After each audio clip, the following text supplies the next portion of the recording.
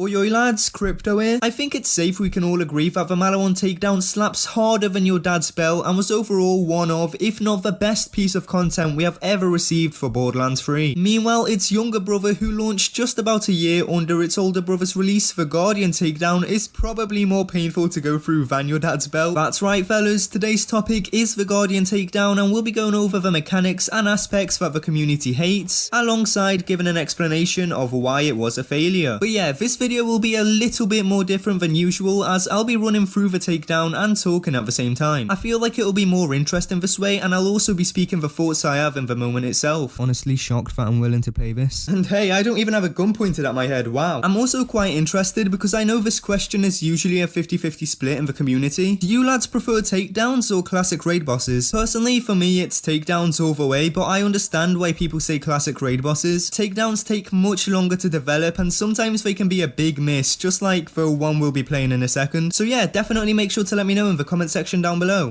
Yo, what's this? Hold on guys, my Skype notification sound effect is informing me of an incoming transition. Hello. Oh, alright then, roll the intro. You've gotta love all these seemingly butthurt little kids. Alright boys, it's food review time. I have finally gotten my hands on the Jaffa Joe nuts and first of all, let me just emphasize how long it took me to find these. I had to climb mountains, travel throughout multiple countries, ask store employees if they're packing the Joe nut somewhere, and then one day I finally got my hands on the holy artifact itself. Now I was gonna record myself eating them to give my first impressions, but me the fat fuck ate them straight away. But they were good, you know, I enjoyed shoving the Joe nuts in my mouth. I would definitely recommend them. God, if you're new around here and haven't seen my so-called content before, you're probably so confused right now. Don't worry, we don't just do food reviews here. I promise. We also intercourse.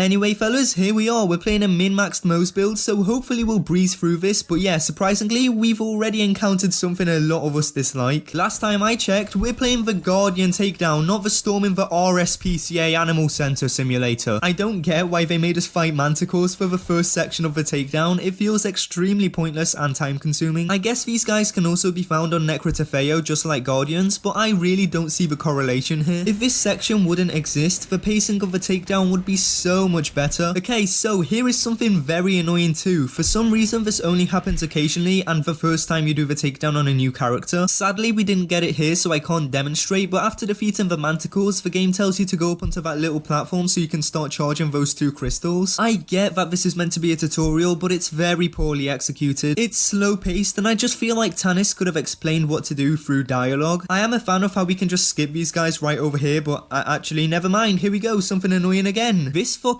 prick right here has messed me up more times than I want to admit. It's good to wait until it's at an angle where you don't hit it on your way off the jump pad, and I mean I don't mind it, though it's just something that adds on to the number of ways we can die before even seeing a Guardian. But yo, I gotta admit, I love the art direction of this takedown, like damn. Right, here we are, our first Guardians, only took about 5 minutes. Luckily I brought a plasma coil and a yellow cake with me, so this should be pretty easy. I don't recommend using weapons that rely on crits in this takedown. These guys are faster than goddamn Keemstar, so your best bet is using splash or chain weapons for the most efficient mobbing. Oh boy, it's time for the crystal phase. But it's cool that they're doing things like, yeah, you have puzzles.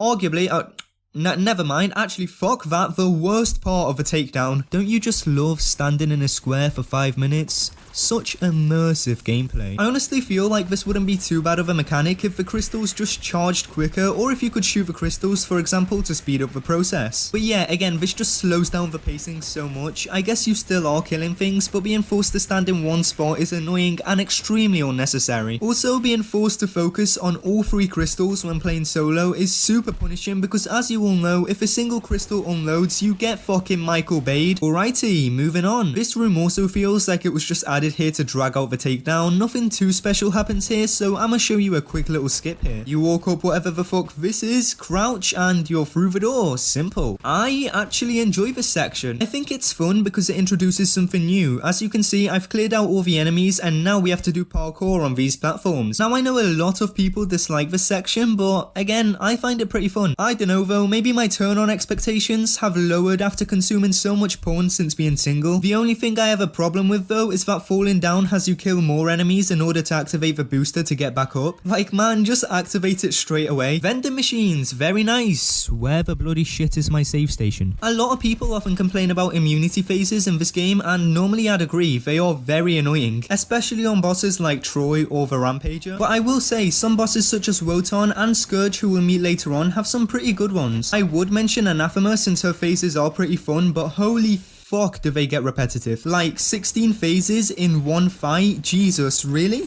Close call. Oh, no, I should have seen that coming, and there's no second wins anywhere. No. Yeah, I'm dead. Yep, okay.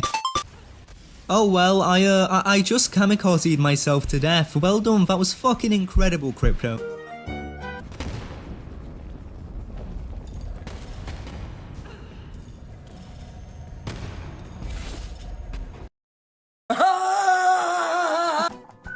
Right, I'm starting to have a good feeling about this one. And she is dead. Fuck you, Anathema. Okay, let's check what we got. So, fun fact, this first boss drops better loot than the final boss of this takedown, which is kind of funny, but we'll get into that later. But anyway, Anathema can drop one of the Mayhem 6 exclusive weapons, the Arse Clap Shield, the Light Speed, and the Stinger. Let's hope we got at least...